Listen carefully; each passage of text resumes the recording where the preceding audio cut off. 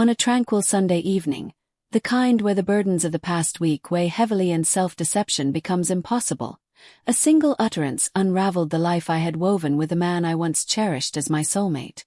I never intended to wound him, nor did I even realize he was within earshot. Yet those words, spoken carelessly, demolished everything we had built together. My closest confidante, Sarah, had dropped by our home for a casual glass of wine. We lounged in the cozy living room, the soft hum of the evening wrapping around us.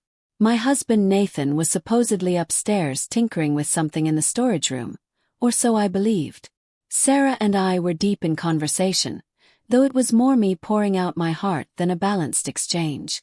The wine had loosened my restraint, and the strain of recent months, the heated arguments, the oppressive silences, the bone-deep weariness, came spilling out like a river breaching its banks.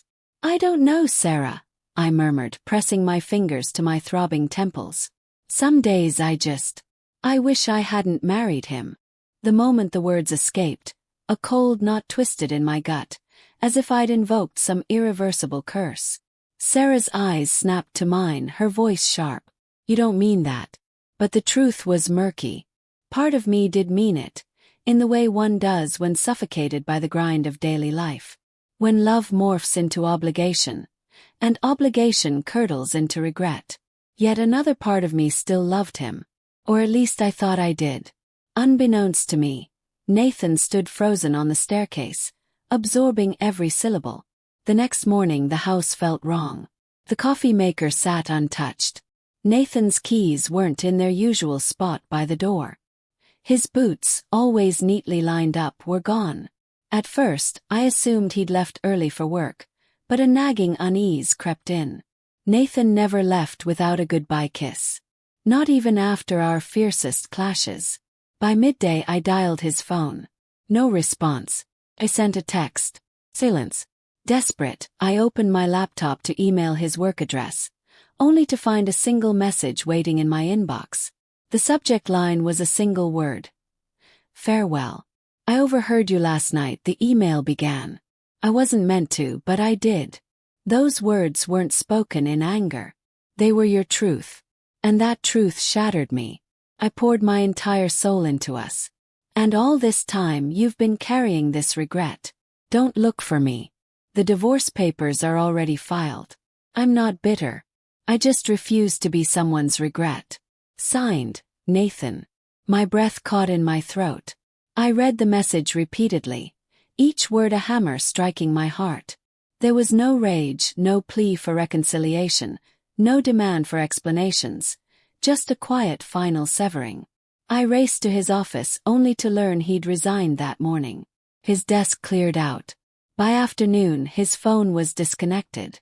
His social media accounts had vanished. Mutual friends were clueless, and his brother mentioned only that Nathan needed space and wanted no contact. It was as if he'd dissolved into thin air. Days later, the divorce papers arrived, pristine and official. His signature was already there. The process set in motion without so much as a conversation. It became a mere formality. Name, address, check mark, done. I waited for anger to surge within me, for denial to take root, but all that came was a suffocating guilt. Memories of our early years flooded back. Nathan's gaze. As if I were his universe. His unwavering patience when I needed solitude. His quiet strength when I faltered. Then I recalled his expression at dinner just days before. Worn, distant, but still trying. He was still there. I was the one who had drifted. Sleep eluded me for weeks. I replayed that moment on the couch with Sarah endlessly, dissecting why I'd said it, questioning whether it was true or if I'd simply let my own insecurities fester instead of confiding in him. Months dragged on. I hired a private investigator. But the trail was cold. No new address, no financial activity. Nathan had erased himself entirely. With time I began to understand why. Hearing those words, especially when I thought he wasn't listening, wasn't just painful. It was a revelation to him. It confirmed a truth I'd buried. I had let my love for him erode in silence. And when he heard it spoken aloud, he chose to walk away, preserving the last shred of his self-respect. Now, I often wonder where he is. Is he content?